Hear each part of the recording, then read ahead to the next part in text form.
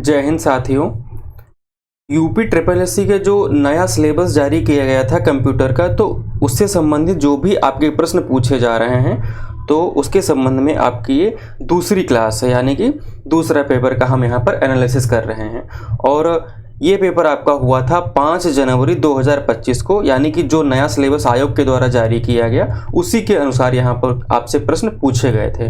तो इन प्रश्नों में कौन कौन से टॉपिक रहे, तो जिन्हें आप देख पा रहे हो कि वो machine learning, big data, Swift, W3, IoT, shortcut keys, DOS, तो SDFS और भारत में इंटरनेट की शुरुआत कब हुई। तो इस तरीके से बहुत सारे टॉपिक हम क्लियर करेंगे। जितने यहाँ पर टॉपिक आपके सामने लिखे हैं, इससे ज़्यादा हम टॉपिक इसके अंदर कवर करने वाले हैं। अब देख लेते हैं कि क्वेश्चन कितने पूछे गए थे। तो आप जानते हैं कि हर एग्जाम में लगभग आपके 15 क्वेश्चन आ रहे हैं। तो 15 क्वेश्चन कौन कौन से हैं? तो पहला क्वेश्चन आपसे ये पूछा गया था डिजिटल वित्तीय समस्याओं को लेकर के, जो आपका मशीन लर्निंग, बिग डेटा से संबंधित था। अब इसके साथ में इसके आने वाले समय में कौन कौन से क्वेश्चन बन सकते हैं इन चैप्टर से, तो वो सारी इन्फॉर्मेशन आपके दिमाग में होनी चाहिए। और कैसे क्वेश्चन बनेंगे उसके लिए हमने यहाँ पर समझाने के लिए आपको चीज़ें डिटेल में लिख रखी हैं। अब मशीन लर्निंग से लेकर क्वेश्चन पूछेंगे। फिर दूसरा क्वेश्चन क्या है जो आपसे पूछा गया था, डिजिटल वित्तीय जो आपका भुगतान है क्रॉस बॉर्डर, वो क्या होता है, इससे क्वेश्चन क्या क्या बन सकते हैं। ठीक है, स्विफ्ट क्या है, iOS क्या है, अब IoT क्या है यानी कि इंटरनेट ऑफ थिंग्स क्या है, अब इससे क्या क्या क्वेश्चन बनेंगे उसको कवर करेंगे। अगला क्वेश्चन आपसे जो पूछा गया शॉर्टकट की से पूछा गया। पांचवा जो क्वेश्चन है वो आपका ओपन सोर्स सॉफ्टवेयर से है। अब इससे क्वेश्चन और क्या बनेंगे भविष्य में एग्जाम में। अब देखिए यहाँ पर वर्ल्ड वाइड वेब के बारे में क्वेश्चन पूछा गया। फिर हमने एक और क्वेश्चन शामिल कर लिया कि जो SSC में पूछा गया, बिल्कुल उसी से मिलता जुलता और थोड़ा सा अलग, यानी कि आपके एग्जाम के लिए कोई क्वेश्चन छूटने ना पाए। फिर यहाँ पर इंटरनेट की शुरुआत कैसे हुई, इंटरनेट जो WW है उससे क्वेश्चन क्या बन सकते हैं और ये काम कैसे करता है, पूरा यहाँ पर जो आप देखोगे वो शामिल है। फिर मशीन लर्निंग मॉडल जो है वो कैसे काम करता है, और यहाँ पर देखो ये जो चीज़ें यहाँ पर हाईलाइट हैं क्या है कि वो कैसे काम करेगा। ठीक है, यानी कि एक एक शब्द से कितने क्वेश्चन बन सकते हैं उन्हें। 8वां क्वेश्चन जो आपका है वो पूछा गया है आपका जो स्ट्रक्चर डेटा होता है उससे लेकर के पूछा गया है। ठीक है, फिर इसमें हम देखेंगे स्प्रेडशीट क्या है, कैसे काम करती है, इससे क्वेश्चन और क्या बनेंगे। फिर यहाँ पर जो आपसे पूछा गया है कि जो इंस्टेंट जो पेमेंट है यानी कि तत्कालिक भुगतान है, अब इसमें हम नेफ्ट, RTGS, IMPS और आपका वीज़ा, मास्टर कार्ड से पेमेंट कैसे होता है, UPI से पेमेंट कैसे होता है, यानी कि जितने क्वेश्चन बनेंगे इसमें आपको हम कवर करेंगे। अब फिर यहाँ पर आपका एक एक्सेल है, एक्सेल का जो फॉर्मूला वो कैसे काम करते हैं। अब एक्सेल सीट क्या होती है।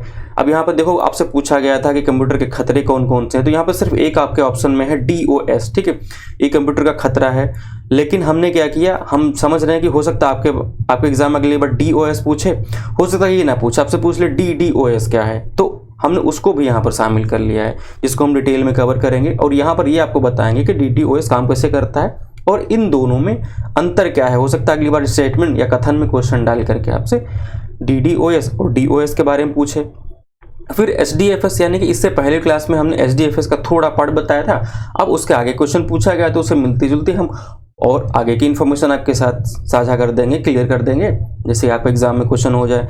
अब SDFS क्या है, क्लाइंट क्या है, डेटा स्टोर कैसे होता है, अब यहाँ पर क्वेश्चन कैसे बनेगा। आप यहाँ पर जो देख पा रहे हो कि ये जो कलर है यहाँ पर, तो ये कलर देखिए यहाँ पर ब्लू है, तो यहाँ भी ब्लू है, यहाँ भी ब्लू, 3 जगह ब्लू क्यों है। अब देखिए यहाँ पर येलो यानी कि पीला यहाँ पर भी है और इस जगह पर भी है, और यहाँ 3 जगह पर पीला क्यों।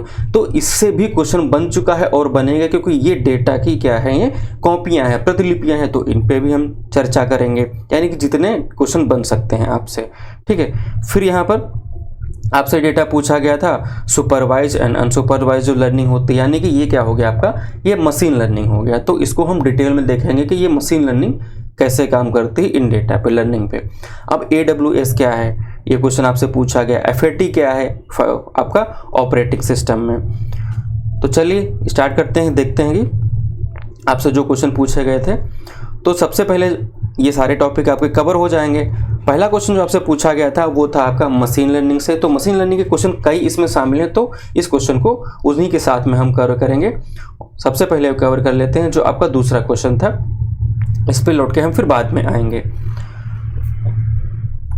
दूसरे क्वेश्चन में था कि कई वित्तीय संस्थानों से, मतलब बहुत सारे वित्तीय संस्थान हैं, यानी कि फाइनेंशियल इंस्टीट्यूट जो पैसे का लेन देन करते हैं या पैसे से संबंधित चीज़ों को क्या करते हैं, उन पे क्रियाकलाप करते हैं। तो वित्तीय संस्थान जो हैं वो क्या हैं, वो जुड़े हैं और सीमा पार डिजिटल भुगतान से, यानी कि एक शब्द यहाँ पर देखिए लिखा हुआ है क्रॉस बॉर्डर डिजिटल पेमेंट्स। तो क्रॉस बॉर्डर डिजिटल पेमेंट से जो है तो उसके लिए अंतर संचालनी जो मानक है, यहाँ पर एक शब्द देखिए मानक का उपयोग किया जाता है। तो किस मानक का उपयोग किया जाता है, एक शब्द यहाँ पर आप देख सकते हैं, यहाँ पर लिखा हुआ है, एक शब्द है यहाँ पर स्टैंडर्ड। तो स्टैंडर्ड को फॉलो करते हैं। तो सबसे पहले हम देख लेते हैं कि ये जो क्रॉस बॉर्डर डिजिटल पेमेंट होता है वो क्या होता है। अब क्रॉस बॉर्डर डिजिटल पेमेंट ये होता है कि हम किसी भी देश में कोई व्यक्ति बैठा हुआ है या हम बैठे हैं, हम बिजनेस कर रहे हैं, तो आज का ऑनलाइन का ज़माना, यानी कि क्या है, ई कॉमर्स। तो ई कॉमर्स भी आपके एग्जाम में पूछा है तो याद रखना, यानी कि ऑनलाइन शॉपिंग वगैरह जो भी होता है तो उसको ई कॉमर्स बोलते हैं। ठीक है। अब क्रॉस बॉर्डर क्या होता है, जैसे कि मान लो ये हम यहाँ पर इंडिया में बैठे हैं और हमको पेमेंट करना है, यहाँ पर कोई बैठा हुआ है यूएसए में व्यक्ति, ठीक है। तो अगर उसको हम पेमेंट करते हैं या वो हमें करता है या हम उसे करते हैं तो इसको सीमा पार वित्तीय लेन देन कहा जाता है, यानी कि क्रॉस बॉर्डर कहा जाता है। अब इसमें क्या है, क्वेश्चन आपसे क्या पूछा गया था, तो ये आपको समझ में आ गया क्रॉस बॉर्डर क्या है। अब इसमें कौन कौन जो शामिल, बहुत सारे इंस्टीट्यूट शामिल, उसमें कौन से स्टैंडर्ड को ये फॉलो करते हैं, ठीक है, यानी कि अंतर संचालनी जो मानक का उपयोग किया जाता है वो कौन सा है। तो यहाँ पर बहुत सारे जो इंस्टीट्यूट थे, मतलब कोचिंग वाले भैया लोग थे, तो उन्होंने क्या किया, इसको स्विफ्ट को बताया कि ये सही है। उन्होंने बताया कि सारा पेपर हमारे जो पढ़ाए हुए से ही आया है और इतना वो किया गया कि हाँ हमने जो पढ़ाया वही आया, और जबकि क्वेश्चन का आंसर है वो लोग गलत बता रहे हैं। मतलब सभी नहीं लेकिन कई लोग हैं, उन्होंने आपको स्विफ्ट और एमटी बताया है। मैं ये भी क्लियर करूंगा कि स्विफ्ट देखो क्या है और बाकी चीज़ें क्या हैं उनको भी क्लियर करेंगे। यहाँ पर जो आयोग के द्वारा आंसर दिया गया तो हम यहाँ पर यूज़ कर रहे हैं, जैसा कि हम आपको बताएं पहले से। यहाँ पर देखिए ये लिखा हुआ है जो आयोग के द्वारा मास्टर की जारी की गई थी उसे हम लेकर के यहाँ पर चल रहे हैं, ठीक है। यानी कि जो आयोग ने मास्टर की में अपने बताया कि ये आंसर होंगे और ये पेपर आपका था डेंटल हाइजीनिस्ट का, तो वहाँ से हम आपको उत्तर बताएंगे जैसा आयोग ने कहा है, बताया है। तो अब यहाँ पर जो आपका सही उत्तर जो बताया गया था वो आपका था यहाँ पर ISO 200 और फिर लिखा हुआ है आपका 22, यानी कि डी वाला आपका उत्तर हो जाएगा। अब स्विफ्ट क्यों नहीं होगा, स्विफ्ट के बारे में बात करते हैं। अब क्रॉस बॉर्डर तो आप समझ गए, स्विफ्ट के बारे में बात करते हैं। जैसे कि मान लेते हैं कि क्या होता था, ये कोड जनरेट करता था। जैसे मान लो कि हम किसी व्यक्ति ने यहाँ अमेरिका से पेमेंट किया डॉलर में और उसको जापान भेजना है यहाँ पर, तो ये क्रॉस बॉर्डर हो गया। तो उसके लिए एक कोड जनरेट होता था, ठीक है, वो बीच में यहाँ पर उसी कोड के द्वारा आगे जा करके दूसरे देश में पेमेंट हो जाता था। लेकिन यहाँ पर हमसे कहा गया है मानक। अब देख लेते हैं दोनों में सटीक अंतर क्या है। यहाँ पे देखो लिखा हुआ है कि ISO, फिर लिखा हुआ है 200, फिर लिखा हुआ है 22, ठीक है। अब यहाँ पर क्या करना है, ये मानक है। यहाँ पर लिखे क्या लिखा हुआ है, डेटा आदान प्रदान करने का क्या है, एक अंतरराष्ट्रीय मानक है जो पूरी दुनिया में फॉलो होता है। 2000 आपका जो 23 के आसपास में क्या हुआ था, जब रूस ने यूक्रेन पे हमला किया, तब उसके बाद में ये कहा गया कि जो स्विफ्ट रिजीम है वहाँ से रूस को बाहर करते हैं। यूरोपीय और अमेरिका, यूरोपीय मतलब जो देश थे और अमेरिका ने ऐसा कहा, तो उनको बाहर किया गया। तो याद करने के लिए हम बता सकते हैं कि उसके बाद में 2023 में आपके लगभग 11,000 जो वित्तीय संस्थान थे पूरे हैं विश्व के, तो 11,000 संस्थानों ने मिल करके एक मानक विकसित किया कि हम इस पे काम करेंगे। तो जो आजकल की डेट में जो वित्तीय लेन देन होता है वो आपका होता है ISO 20022 पे। अब हो सकता है आपके एग्जाम में अगली बार पूछे कि ISO का फुल फॉर्म क्या होता है, तो याद रखना है इंटरनेशनल स्टैंडर्ड ऑर्गेनाइजेशन है और ये इसी के द्वारा क्या हुआ, ये मानक बनाया गया। तो आपको ये ISO क्लियर हो गया। और ये क्या है, मैंने बताया कि एक मानक है और स्टैंडर्ड है। और आपके जो प्रश्न में क्या लिखा हुआ है, देखो यहाँ पर ये मानक शब्द का प्रयोग किया गया है, यानी कि यहाँ पर देखिए क्या है, वो स्टैंडर्ड। अब देख लेते हैं कि स्विफ्ट क्यों नहीं होगा।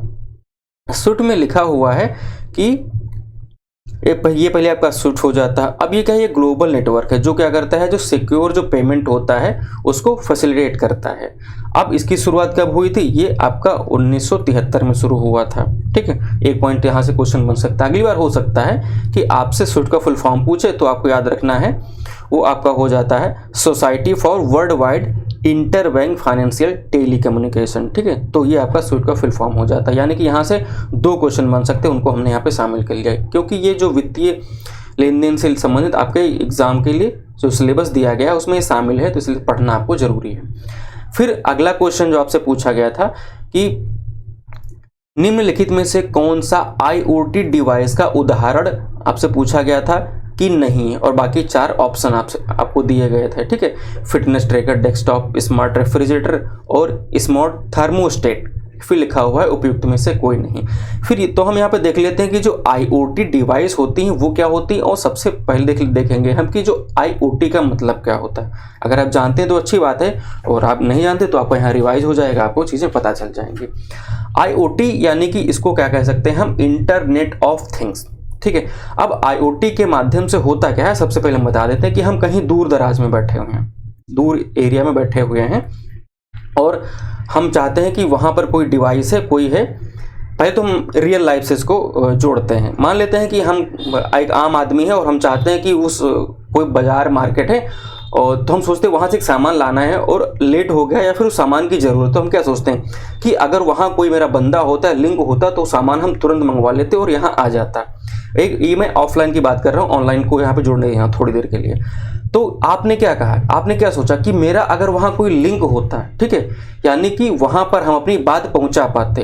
ठीक है, तो जब लिंक हो गया, अब एक और उदाहरण बताते हैं। जैसे कि मान लेते हैं कि अक्सर चर्चा में चलता रहता है कि अगर इस विभाग में हमारे जानने वाले या कोई हमारे विधायक तक पहुंच होती या लिंक होता तो फला काम हम आसानी से करवा लेते, या फिर अपनी जो समस्याएं हैं वहां तक हम अपनी पहुंचा देते एक जनप्रतिनिधि के पास में, जिससे कि उसका समाधान हो जाता जनता के लिए। तो आपने क्या बोला, लोग क्या बोलते कि हमारा अगर लिंक होता यानी कि हमारी वहां तक पहुंच होती। अब ये बताइए, वहां पर कोई बंदा है, यानी कि वहां पर कोई दूर एक कोई डिवाइस है, आप उससे काम कराना चाह रहे हो, तो आपको क्या चाहिए, कनेक्शन चाहिए, लिंक चाहिए, यानी कि उसका इंटरनेट से जुड़ना जरूरी है। यानी कि अब तो आप समझ गए कि ऐसी जो डिवाइस है इंटरनेट ऑफ थिंग्स हैं, और वो क्या है, उनका क्या, वो इंटरनेट से जुड़ी होनी चाहिए। ठीक है, वो क्या हो जाती हैं आपकी इंटरनेट ऑफ थिंग्स हो जाती हैं।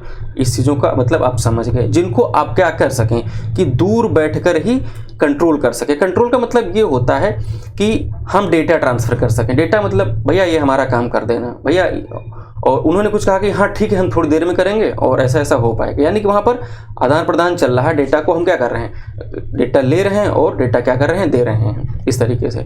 तो अब आपके दिमाग में ये क्लियर हो गया होगा कि जो IoTs होती हैं, डिवाइसेस होती हैं, ये क्या होती हैं। अब ये इसमें क्या करते हैं, डेटा को आदान प्रदान करते हैं। ये क्वेश्चन आपसे बन सकता है जो यहाँ पर हमने हाईलाइट कर रखा है, तो इसको आप नोट कर लीजिए या फिर याद कर लीजिएगा। और इसमें क्या होता है, इंटरनेट से जुड़ी होती है, ये दूसरा पॉइंट हो गया। बाकी इसमें क्या हो गया, आप देखते हो मोबाइल फ़ोन में क्या होता है, स्मार्ट वॉच होती है, घर में लगा पंखा होता है, कार होती है, तो आज की डेट में क्या होता है, यहीं से मॉनिटर कर लेते हैं। अब इनका यूज़ कहाँ कहाँ पर होता है, हो सकता है अगली बार जो क्वेश्चन बने, ये हमने जो आपके सामने जो पिक लगा रखी है इससे क्वेश्चन बन सकता है। जैसे कि अगली बार क्वेश्चन बने कि निम्न में से IoT का कौन सा उपयोग नहीं है, और 4 या 5 कथन दे दे, फिर लिख दे कि A, B, B, C, C इनमें से कोई नहीं है या फिर उपरोक्त में से सभी। तो आपको ध्यान रखना है कि जो स्मार्ट सिटी है तो वहाँ पर भी इसका प्रयोग होगा। जो आर्टिफिशियल AI में भी IoT का उपयोग होता है। अब मान लेते हैं कि जो स्मार्ट सप्लाई आपका जो होता है चेन होती है, यानी कि क्या कि कहीं सामान पहुंचाना है, क्या करना है, तो वहाँ आप क्या करते हो, किसी से जुड़े होगे बात करोगे तब सामान आता जाता रहेगा। अब होम अप्लायंसेस में जैसे मान लेते हैं कि आपका फैन चल रहा है, तो क्या करते हैं आज की डेट में, या फिर एलेक्सा है, कुछ भी है, तो उसको कहीं से बैठ करके जो इंटरनेट से जुड़े उनको मॉनिटर करके वहाँ पर चालू कर सकते हैं या बंद कर सकते हैं। जैसे कि मान सकते हैं आज की डेट में वो टेक्नोलॉजी है, जैसे कि आपने घर में अपने पंखा लगा दिया और घर लॉक करके चले गए, आपको याद आया कि फैन तो चल रहा है घर में और वहाँ पर कोई नहीं है, तो आप यहाँ से अगर उससे कनेक्ट है तो अपने फ़ोन से उसको बंद कर सकते हैं। एग्रीकल्चर में हो गया, परिवहन में हो गया, हेल्थ में हो गया, यानी कि आप टेलीमेडिसिन का नाम सुने होंगे। ठीक है, यानी कि दूर बैठ करके ही डॉक्टर से आप कंसल्ट कर सकते हैं और उनके द्वारा सजेशन दी गई यार, जो कह सकते हैं दवा रिकमेंड की गई, उसे ले करके आपके पेशेंट को दे सकते हैं, यानी कि हेल्थ केयर में भी यूज़ हो गया। अब यहाँ पर जो मैन्युफैक्चरिंग जो फैक्ट्री है वहाँ पर भी इसका यूज़ होता है। एग्रीकल्चर में भी यूज़ होता है। एग्रीकल्चर में से मान लेते हैं ड्रोन है, तो हम दूर से बैठे उसको मॉनिटर कर रहे हैं, ड्रोन क्या कर रहा है, दवा का छिड़काव कर रहा है।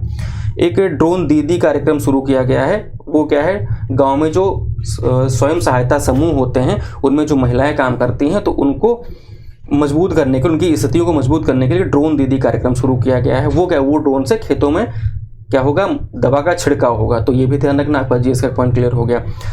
ठीक है, अब जैसे स्मार्ट एग्रीकल्चर में हमने एक पॉइंट आपको दे दिया ड्रोन वाला। दूसरा क्या होता है, जैसे मान लेते हैं कि आपने वहाँ पर एक छोटा सा घर बना रखा, वहाँ पर आपने ट्यूबवेल या फिर कह सकते हैं वो लगा रखा है पानी निकालने वाला बोरिंग से। अब वो बंद है वो, लेकिन वो इंटरनेट से वहाँ पर जुड़ा हुआ है। तो आप क्या कर सकते हैं, अपने घर से ही कहीं जगह से मोबाइल से मॉनिटर कर सकते हैं कि वहाँ पर पानी चल जाए या फिर इतना भर गया होगा तो वो बंद हो जाए। तो ये क्या है, एग्रीकल्चर में भी IoTs का यूज़ होता है, यानी कि इंटरनेट ऑफ थिंग का। अब यहाँ पर फिटनेस ट्रैकर जो है, अब ऑप्शन देख लेते हैं। तो ये क्या है, ये IoT इंटरनेट ऑफ थिंग्स यानी कि इंटरनेट से जुड़ा है किसी डिवाइस से। स्मार्ट रेफ्रिजरेटर है जिसे आप दूर से कंट्रोल कर सकते हैं। इस स्मार्ट थर्मोस्टेट है, यानी कि जो टेम्परेचर होता है उसको नियत बनाने के लिए। फिर यहाँ पर जो दिया गया है विकल्प बी, यानी कि डेस्कटॉप कंप्यूटर। तो डेस्कटॉप कंप्यूटर नहीं होगा यहाँ पर, क्योंकि वो खुद ही कंप्यूटर मतलब होता है कि चीज़ें उससे जुड़ी होती हैं। ठीक है, वो इंटरनेट से जुड़ जाता है, फिर उसके बाद उससे चीज़ें जुड़ती हैं। तो विकल्प बी आयोग के द्वारा बताया गया था कि ये डिवाइस नहीं है। बाकी क्या है, यहाँ पर डिवाइसेस हैं IoTs की। प्रश्न संख्या जो 4 पूछा गया था, इसमें कहा गया था कि चयनित टेक्स्ट के केस को शीघ्रता से अपर केस में बदलने के लिए किस क्रिया का उपयोग करते हैं। तो यानी कि यहाँ पर आपसे क्या पूछा गया था कि जो शॉर्टकट कीज हैं उन्हें, यहाँ पर लिखा कि उन्होंने कोई मान लेते हैं कोई एक शब्द लिखा था, तो उन्होंने उसको सेलेक्ट कर लिया। अब वो चाहते हैं कि तुरंत वो लोअर केस में हो जाए या फिर वो अपर केस में हो जाए। तो लोअर केस का मतलब ये होता है कि सारे शब्द इस तरीके से हो जाएं, या फिर इस तरीके से हैं तो ये तो हमें इस तरीके से सारे शब्द अपर केस में प्राप्त हो जाएं। तो उसके लिए हम प्रयोग करते हैं शिफ्ट प्लस F3 का प्रयोग करेंगे। तो शिफ्ट प्लस F3 कहाँ पर है, आपका विकल्प डी सही उत्तर हो जाएगा। फिर यहाँ पर जो दिया गया है शिफ्ट, कंट्रोल शिफ्ट और यू, तो ये आपका यूज़ होता है एक्सेल में। एक्सेल में कहाँ पर यूज़ होता है, जब फॉर्मूला जो बार होता है जो इक्वल से स्टार्ट होता है, तो उसको एक्सपेंड करने के लिए, उसको बड़ा करने के लिए या फिर उसको कोलैप्स करने के लिए इसका प्रयोग होता है। यहाँ पर आपका विकल्प डी उत्तर होगा, ये हमने आपको बता दिया। ठीक है, फिर यहाँ पर आल्ट और शिफ्ट जो दिया गया है, तो आल्ट शिफ्ट अगर यू यहाँ पर हटा दें तो जो आपका ये शॉर्टकट की होती है, आप इसको कहाँ यूज़ करते होगे, तो आपका जो फॉन्ट उसमें या फिर लैंग्वेज जो होती है आपके सिस्टम में, तो उसमें तुरंत क्या एक्सचेंज करने के लिए, बदलने के लिए, कि हिंदी से अंग्रेजी, अंग्रेजी से हिंदी बदलने के लिए इसको यूज़ करते हैं। जब आप टाइपिंग करने जाओगे एग्जाम हॉल में फाइनल, तो वहाँ पर क्या करते हैं कि आपने हिंदी टाइप कर लिया है और अब आप आल्ट और शिफ्ट का प्रयोग करके इसको बदल लो। ठीक है, तो इसका ये मतलब ये हो जाता है। तो ये प्रश्न का जो चौथा प्रश्न था ये हो गया, और इसका उत्तर आपका विकल्प डी होगा। फिर देखते हैं प्रश्न संख्या 5। प्रश्न संख्या 5 में आपसे पूछा गया था कि कौन सा सॉफ्टवेयर जो है वो ओपन सोर्स सॉफ्टवेयर का उदाहरण है। अब इतने सारे क्या किए गए, आपके ऑप्शन दिए गए और उनमें पूछा गया कौन है।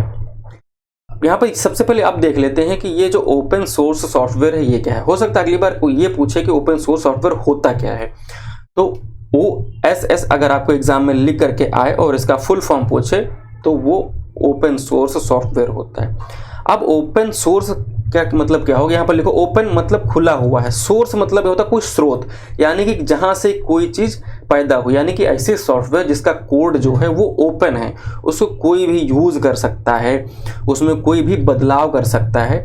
ठीक है, तो वो क्या हो जाते हैं, आपके ओपन सोर्स सॉफ्टवेयर हो जाते हैं, यानी कि उस पर किसी एक का मालिकाना हक नहीं होता कि सब कुछ उसी की मर्जी से होगा। ठीक है, पब्लिकली अवेलेबल होता है सबके लिए। कोई उसमें जैसे प्रोग्रामिंग आते हैं उसमें कोई बदलाव कर ले, उसका कोई यूज़ कर ले, कोई पेमेंट नहीं करना रहता है इस तरीके से, तो वो ओपन सोर्स सॉफ्टवेयर कहे जाते हैं।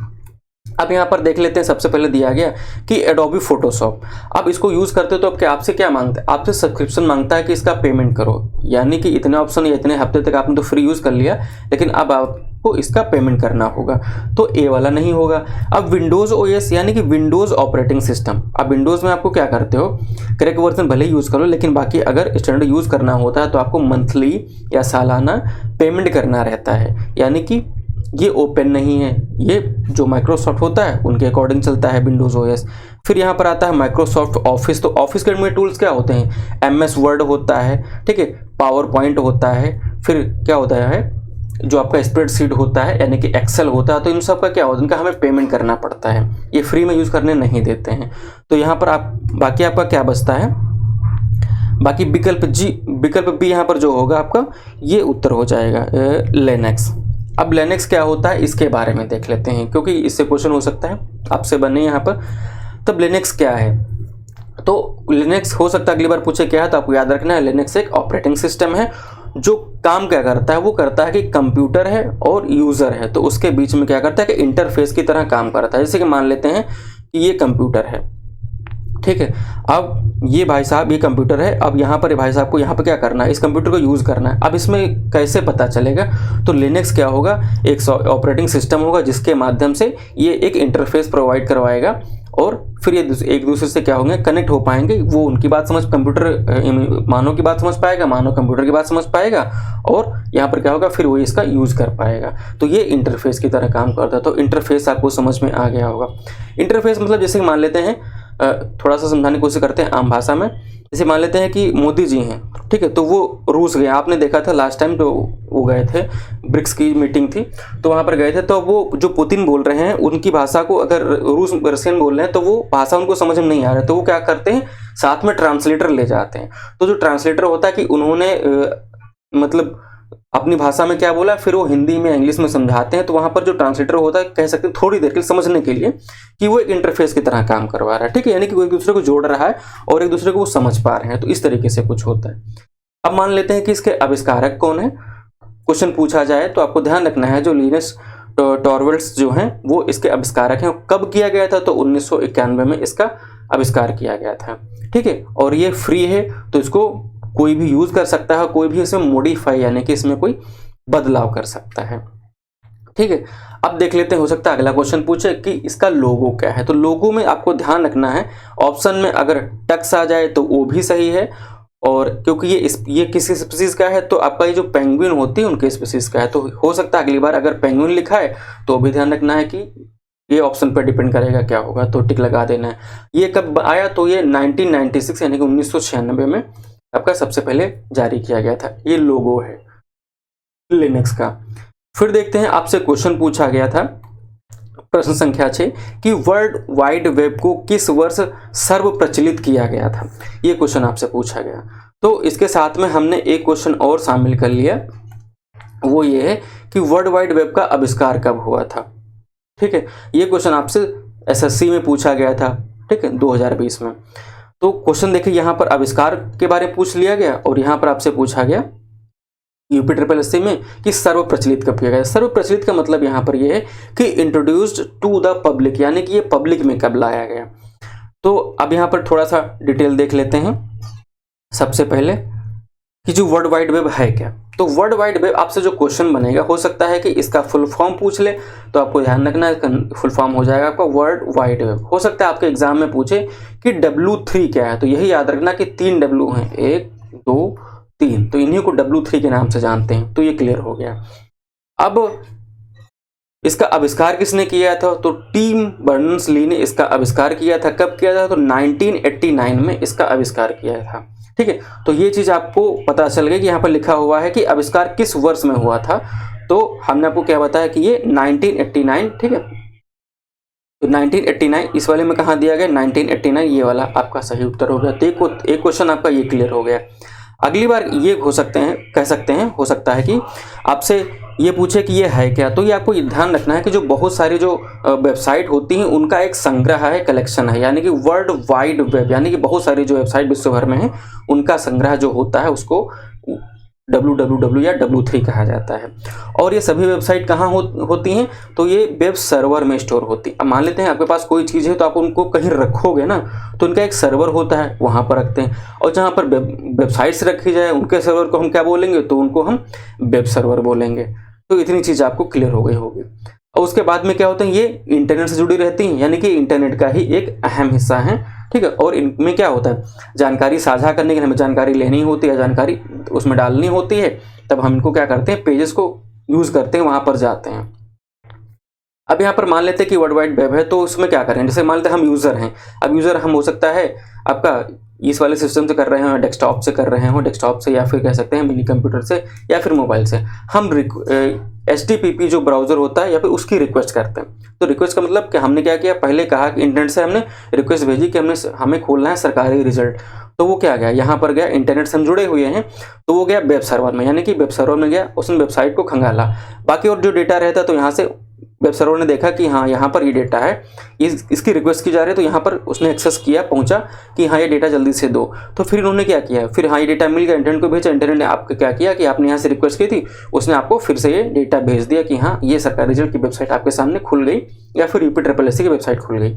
तो आप सरकारी रिजल्ट वेबसाइट खोलते हो, UPSSC वेबसाइट खोलते हो, UPSC की वेबसाइट खोलते हो, या फिर अदर कोई आपको टेस्ट सॉल्व करना है या कोई फॉर्म भरना है, तो अलग अलग वेबसाइट हैं, वो सब कहाँ हैं, इंटरनेट से जुड़ी हुई हैं और एक जगह वेब सर्वर में वो संग्रहित हैं। तो इसका मतलब आपको समझ में आ गया कि वर्ल्ड वाइड वेब क्या है और ये काम कैसे करता है। बाकी की चीज़ें जो लग रहा है आपको कम रह जा रही हैं, तो उनको हम धीरे धीरे आने वाली क्लासेस में क्लियर करेंगे। फिर यहाँ पे लिखा हुआ है कि ये भारत में कब आया था। तो भारत में इसकी शुरुआत की अगर बात करें तो 1986 में शुरू किया गया था, जो सबसे पहले आपका क्या होता है, शैक्षिक और जो अनुसंधान समुदाय तक ही इसकी सिर्फ पहुंच थी, यानी कि जो एजुकेशन के लिए था, ठीक है, और जो अनुसंधान करते हैं, रिसर्च करते हैं, उनकी जो कम्युनिटी थी सिर्फ उन्हीं वहीं तक इंटरनेट सीमित था।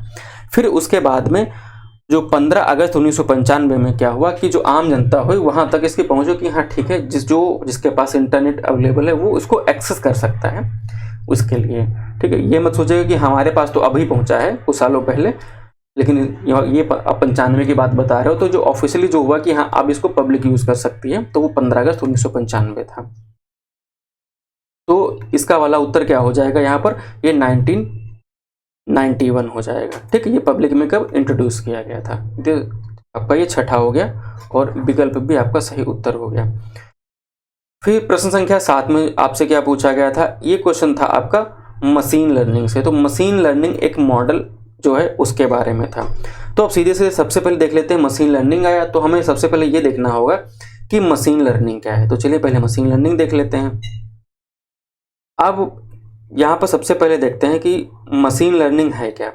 तो मान लेते हैं कि छोटा कोई ऑर्डिनरी सा सिस्टम है, ठीक है, तो हमने उसको क्या कर दिया, बना दिया, या फिर कह सकते हैं कि हमने क्या किया, एक रोबोट बना दिया।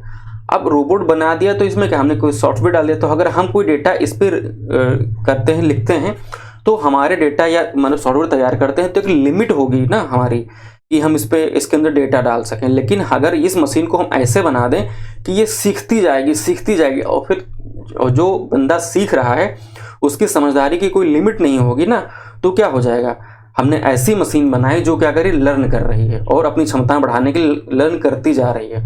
और वो कैसे लर्न करेगी कि इंसान ने क्या पढ़ा है, इंसान कैसे सोचता है, ठीक है, यानी कि मशीन, इसी को मशीन लर्निंग बोलते हैं। अब जैसे कि आप यूज़ करते हो AI का यूज़ करते हो, जैसे कि क्या करते हो, चैट GPT का यूज़ करते हो, ठीक है, या फिर Copilot का यूज़ करते हो, ये विंडो का है, फिर या फिर कह सकते हैं आप OpenAI जो है उसका उपयोग करते हो। तो ये क्या कर रहे हैं, इन जिन्होंने बना के छोड़ दिया और इनको जोड़ दिया वेबसाइट्स के माध्यम से, वहाँ से डेटा ले करके ये क्या कर रहे हैं, सीख रहे हैं। इसको क्या बोलते हैं, ये एक मशीन जो क्या कर रही है, लर्न कर रही है कि इंसानों की तरह हमें कैसे काम करना है, मतलब इंसान क्या सोचते हैं उनका डेटा लेकर उनसे सीखना, ये सब सारी चीज़ें मतलब मोटा मोटा आपको बता दे रहे हैं। बाकी का जो डिटेल वाला पार्ट है वो अगली क्लास में क्लियर हो जाएगा, ठीक है। तब मान लेते हैं कि हमारे पास एक छोटा सा, मान लेते हैं कोई ऑर्डिनरी सा एक सिस्टम था, ठीक है। अब ये क्या कर रहा है, AI से जुड़ गया, तो क्या कर रही है, ये कह रहा है मानव की तरह सीख रहे हैं, यानी कि मशीन क्या कर ली, लर्न कर ली, मशीन ने लर्न कर लिया, ठीक है। अब मशीन ने सबसे पहले क्या किया, लर्न करना शुरू किया, तो उसने लर्न कर लिया। फिर उसने क्या, सब कुछ तो लर्न कर लिया, आप फिर क्या वो प्रेडिक्ट किया, यानी कि भविष्यवाणी, मतलब ये अनुमान लगाया कि ये ऐसा हो सकता है। अब देखो कोई इंसान होता तो क्या कहता कि पिछली बार फला जो पॉलिटिकल पार्टी है उनकी इतनी सीटें आई थी, उनका इतना वो चल रहा था, फिर इनकी यहाँ मजबूत पकड़ है, तो इस हिसाब से यहाँ पर क्या होना चाहिए, इनकी इतनी सीटें आनी चाहिए, यहाँ पर कम है तो यहाँ पर काम करके उनमें इम्प्रूव किया जा सकता है। यानी कि इंसान ने क्या किया, जो पहले डेटा था उसी को एनालाइज करके ही यहाँ पर प्रयोग किया, ठीक है, यानी कि उसने जो लर्न कर रखा था उसी के अनुसार यहाँ पर उसने प्रेडिक्ट किया, ठीक है, अनुमान लगाया। तो इससे क्या होता है, जब मशीन से कर ले तो उसके कार्य में क्या होता है, इंप्रूवमेंट होता है, ठीक है, सुधार होता है। तो ये मशीन लर्निंग आपको समझ में आ गया होगा, ठीक है। अब यहाँ पर देख लेते हैं, आपसे जो पहला क्वेश्चन पूछा गया था, पहला क्वेश्चन पूछा गया कि डिजिटल वित्तीय समीक्षाओं के भाव विश्लेषण में प्राकृतिक भाषा प्रसंस्करण कार्यों के लिए कौन सा मशीन लर्निंग मॉडल सबसे प्रभावी है। अब देखिए क्वेश्चन ऐसा पूछा गया है कि अगर आप ऊपर ऊपर मशीन लर्निंग पढ़ लिए तो यहाँ पर चीज़ें आपको क्लियर नहीं होंगी, आपको थोड़ा पेशेंस रखना होगा। मैं समझाता हूँ एक एक शब्द, ठीक है। सबसे पहले हमने क्या पढ़ा कि मशीन लर्निंग, तो आपको मैंने मोटा मोटा बता दिया कि मशीन लर्निंग क्या है, ठीक है। यानी मशीन जो मानव की तरह सीखने समझने और चीज़ों को करने की क्षमता विकसित कर रही, सीख रही है, एक ऐसी मशीन जो सीख रही है इंसान की तरह, ठीक है। तो ये समझ सकते हैं कि ये मशीन लर्निंग, फिर उसका प्रभाव क्या होगा हमने यहाँ पर आपको बताया, ठीक है। तो ये आपको मशीन लर्निंग क्लियर हो गया। फिर उसके बाद में यहाँ कहा जा रहा है कि मॉडल सबसे प्रभावी, यानी कि एक मशीन लर्निंग का कोई मॉडल है उसके बारे में बात कर रहे हैं, ठीक है। कौन सा मॉडल है, तो यहाँ पर लिखे आपको देखना है मॉडल कौन सा है कि मोस्ट इफेक्टिव है, यानी कि सबसे ज़्यादा प्रभावी है। यहाँ पर ये नहीं लिखा है कि पूरी तरह प्रभावी है, ये लिखा है कि सबसे ज़्यादा प्रभावी है। आप सोचे कि नहीं इसने प्रेडिक्ट किया तो गलत हो गया, तो गलत किया है, इन्होंने एब्सोल्यूट वर्ड नहीं यूज़ किया, इन्होंने मोस्ट यूज़ किया है, ठीक है। यानी कि सबसे ज़्यादा प्रभावी शब्द पे फोकस करिएगा अगर ऐसे क्वेश्चन सही करने हैं, और आगे बहुत सारे आने वाले जो क्वेश्चन हैं उनकी वर्डिंग पकड़नी है अगर आपको तो अब यहाँ पर क्या है कि नेचुरल लैंग्वेज प्रोसेस टास्क, यानी कि उसको एक टास्क दिया गया, उसको एक काम दिया गया जो क्या कर रहा है यहाँ पर कि प्राकृतिक भाषा जो प्रसंस्करण है उसके लिए उस भाषा को यूज करके अपना काम पूरा कर रहा है। तो इतनी बात हमें उम्मीद है कि आपको समझ में आई होगी, ठीक है। इसको हमने तोड़ के समझाया। तो फिर यहाँ पर क्या कर रहा है कि sentiment analyse of digital financial review, ठीक है।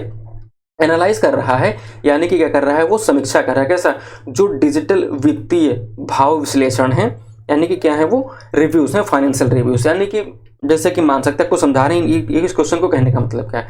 एक मशीन लर्निंग मॉडल है जो मशीनी भाषा को प्रयोग नहीं करता, यानी कि मशीन उसको ऐसा डेटा नहीं चाहिए जो मशीनी भाषा में ही हो। कंप्यूटर क्या करता है, कंप्यूटर मशीनी भाषा का प्रयोग करता है, लेकिन ये क्या करे कि नेचुरल लैंग्वेज जो अवेलेबल है, जैसे कि हम जो पढ़ रहे हैं उसी भाषा पढ़ रहे हैं, वो इंग्लिश है, हिंदी है, फ्रेंच है, जर्मन, तो इंसान लोग यूज़ कर रहे हैं, ठीक है। उसी भाषा को, उसी डेटा को यूज़ करके एक ऐसी मतलब प्रेडिक्ट करता है कि हाँ ये ऐसा होगा, कहाँ पर, फाइनेंशियल, यानी कि जो वित्त से संबंधित काम होते हैं। अब मैं आपको बता रहा हूँ कि इसका मतलब क्या होगा। फाइनेंशियल रिव्यू का मतलब ये हो गया, जैसे कि मान लेते हैं, अब मैं आपको एग्जांपल देता हूँ कि कोई एक मॉडल है, आप मशीन लर्निंग का, ठीक है, उससे आप चाहते हैं कि आगे आने वाले समय में जो शेयर मार्केट है, ठीक है, वो कैसे काम करेगा, मतलब किसके शेयर आगे जाएंगे, किसके शेयर घटेंगे बढ़ेंगे, हमें कौन से शेयर खरीदने चाहिए। तो आजकल लोग उसके लिए मशीन लर्निंग का उपयोग करते हैं, तो एक मॉडल है उसका उपयोग करते हैं। तो वो कौन सा है, अब आपको क्वेश्चन समझ में आ गया होगा। तो यहाँ पर आपका जो क्वेश्चन का जो सही उत्तर हो जाएगा वो विकल्प आपका क्या हो जाएगा, LSTM। LSTM कहाँ पर है, ये विकल्प डी आपका सही उत्तर हो जाएगा। अब हो सकता है अगली बार पूछे कि LSTM क्या है, तो LSTM आपको याद रखना है, इसको बोलते हैं लॉन्ग शॉर्ट टर्म मेमोरी। अब यहाँ पर लॉन्ग भी है और शॉर्ट टर्म मेमोरी, दोनों का उपयोग कैसे किया जा रहा है। अब हम इसको समझाते हैं LSTM क्या है। तो आपने गजनी मूवी देखी होगी, गजनी क्या करता है, उसकी मेमोरी लॉस हो जाती है, तो क्या करता है, अपने जो बॉडी होता है उस पर चीज़ों के नाम लिख लेता है कि कौन बंदा है, हमें किससे बदला लेना है, और इसकी मेमोरी कितनी देर तक रहती है, 15 मिनट तक रहती है। तो क्या करता है, अपने घर में फोटो बहुत सारे लगा लेता है, अपनी बॉडी पे टैटू बना लेता है कि ये, तो क्या करता है, ये मेमोरी को होल्ड कर लेता है कि जो पिछला जो मेमोरी थी, ठीक है, उसके लिए ये यही काम करता है LSTM। अब LSTM जो पिछला मेमोरी जो पहले हो चुकी उसको भी साथ में लेकर के चलता है, यानी कि जो पहले लॉन्ग वाली, और शॉर्ट टर्म मतलब क्या होता है कि तुरंत उसके 15 मिनट के लिए उसके अंदर 15 मिनट के लिए वो समझ पाता है कि हाँ अभी क्या होगा, तो वो सोचता है पुरानी वाली को लेकर के और नए में उसको जो याद आ रहा है दोनों को मिला करके वो काम करता है। अब हम थोड़ा सा कोशिश करते हैं समझाने की LSTM। ये बहुत बड़े बड़े चैप्टर हैं, अगर मैं इस पर क्लास लेना शुरू कर दूँ 5 घंटे भी कम लगेंगे, लेकिन थोड़ा थोड़ा करके मैं आपको ऐसा बता रहा हूँ कि आपको मैं समझाता जाऊँ, याद कराता जाऊँ और रिवाइज कराता जाऊँ, और सारी क्लास खत्म होते होते होते आपको सारी चीज़ें क्लियर हो जाएं। तो LSTM से आपसे जो क्वेश्चन बनेगा वो उसको हम समझा रहे हैं। जैसे कि मान लेते हैं हमने लिखा कि टुडे, यानी कि आज, due to my current job situation and family condition, यानी कि आज की जो हमारी जो जॉब की सिचुएशन है और हमारे जो परिवार की कंडीशन है, ठीक है, तो कॉमा आई, मुझे क्या करना चाहिए, तो मुझे क्या करना चाहिए, तो उसके लिए हमें क्या शब्द लेना पड़ेगा, टुडे, यानी कि आज, यानी कि आज हमारी कंडीशन है तो हमें क्या करना चाहिए। तो आई के बाद में क्या होगा, मुझे ज़रूरत है, ठीक है, हम इसको ऐसे डेटा दे देंगे। तो ये LSTM ऐसे काम करता है। तो वो टुडे को पकड़ेगा, फिर बताएगा आई नीड, मतलब लोन चाहिए हमें, कि जॉब चाहिए, कि हमें अपने जॉब में प्रमोशन चाहिए, ठीक, इस तरीके से ये प्रेडिक्ट करेगा। तो ये हो जाता है आपका LSTM। आपको समझ में आ गया होगा। मशीन लर्निंग की बात हम आपको बता चुके हैं, लेकिन अगर क्वेश्चन बदल करके पूछेगा तब आप इसको कैसे डील करोगे। बदल करके मतलब लैंग्वेज चेंज करेगा। तो आपको ध्यान रखना है, मशीन लर्निंग एक शाखा है आर्टिफिशियल इंटेलिजेंस यानी कि AI की, ठीक है, यानी कि कृत्रिम बुद्धिमत्ता की, जो क्या करता है, जो फोकस करता है enhancing computer and machine to imitate the way that human learns, मतलब जो क्या करता है, उनको इस लायक बनाता है कंप्यूटर को या मशीन को, जो मानव होता है उसकी तरह सीख सकें और उसकी तरह क्या कर सकें, वो व्यवहार कर सकें, ठीक है। तो कितना भी लैंग्वेज और स्टेटमेंट चेंज कर लें, उम्मीद है आप क्वेश्चन समझ पाओगे और कर पाओगे। अब LSTM क्या है, तो LSTM इज एक टाइप है कैसा, RNN का, दैट एक्सेल है हैंडलिंग सिक्वेंशियल डेटा। अब याद रखना है कि LSTM, अगली बार जो क्वेश्चन बनेगा वो ये बनेगा कि जो LSTM है वो काम कैसे करता है। तो आपको ध्यान रखना है कि वो किस टाइप का है। तो आपको याद रखना है कि RNN टाइप का है। करता क्या है, तो वो यहाँ पर क्या करता है, हैंडल करता है एक्सेल, मतलब जो सिक्वेंशियल डेटा होता है उन्हें, ठीक है, उनको गणना करने में, एक्सेल करने में उनकी क्या करता है, लोगों की मदद करता है, काम करता है। अब यहाँ पर लिखा हुआ है, अगली बार हो सकता है आपसे पूछे कि यहाँ पर ये आप बताओ कि RNN का मतलब क्या होता है।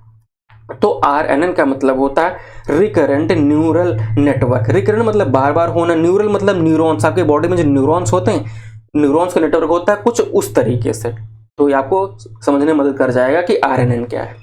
अब न्यूरल मतलब आपकी बॉडी में से मान लेते हैं न्यूरॉन है, जैसे मान लेते हैं हम रोड पे चल रहे थे और हमारे पैर में ठोकर लगी, पैदल चल रहे थे, या फिर कोई चीज चुभ गई, तो पैर में चुभी हुई है, तुरंत सिग्नल हमारे माइंड को जाता है, ठीक है, और फिर हमारे दोनों पैरों को सिग्नल मिलता है कि तुरंत रुक जाओ। फिर उसके बाद हम क्या करते हैं, हम तुरंत हाथों से उसको देखने लगते हैं या फिर कुछ चुभा है, कुछ है, तो कोशिश करते हैं उसको हटाने की। सोचे कि कितने कम टाइम में सिग्नल पहले ब्रेन को गया, ब्रेन से पैर में गया, फिर उसके साथ साथ तुरंत हाथों को भी सिग्नल गया। तो ये कैसे पॉसिबल है, ये इसलिए पॉसिबल है क्योंकि हमारी जो बॉडी है, ये जो न्यूरॉन्स होते हैं ना, इनसे जुड़ी रहती है, ठीक है, तंत्रिकाओं से। ये आप समझ गए होंगे, ये आपसे बायो में होता है। तो ठीक इसी तरीके से काम करता है।